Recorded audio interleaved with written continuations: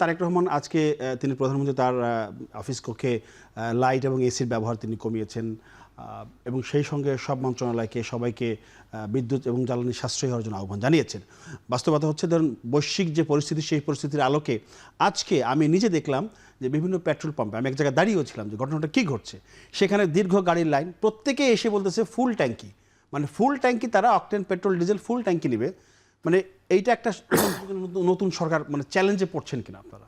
ছোট করে তেলের যে বিষয়টা দেখুন, বাংলাদেশ এমনিতেই একটু মানে খুবই আবেগী মানুষ বাংলাদেশিরা, এটা শুরু থেকেই এটা বাংলাদেশিদের এটা বৈশিষ্ট্য।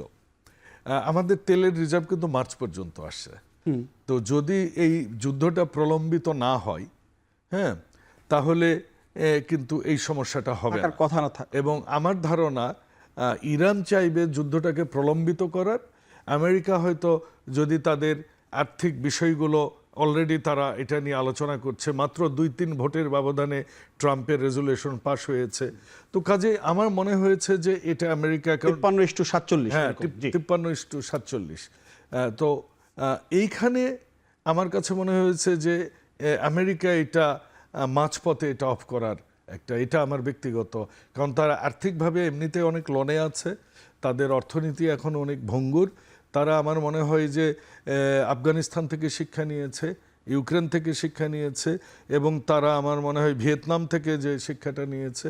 আমার কাছে মনে হয়েছে তারা হয়তো মাঝপথে ইতি টানার জন্য একটা প্রচেষ্টা। তাহলে যে ফুল ট্যাঙ্কি গাড়ি তেল নেওয়ার দরকার নেই, বিষয়টা ওটা আবেগে ভয়ে করছে, কারণ আমাদের কিন্তু মার্চ পর্যন্ত আছে। এখন আসেন, আপনি আরেকটা কথা বলেছেন যে তারেক রহমান কৃচ্ছ্রতা সাধনের কথা বলেছেন, যে আমরা এসি যেন 25-এর বেশি না দেই, আমরা যেন যেখানে এসি দরকার নাই ব্যবহার না করি।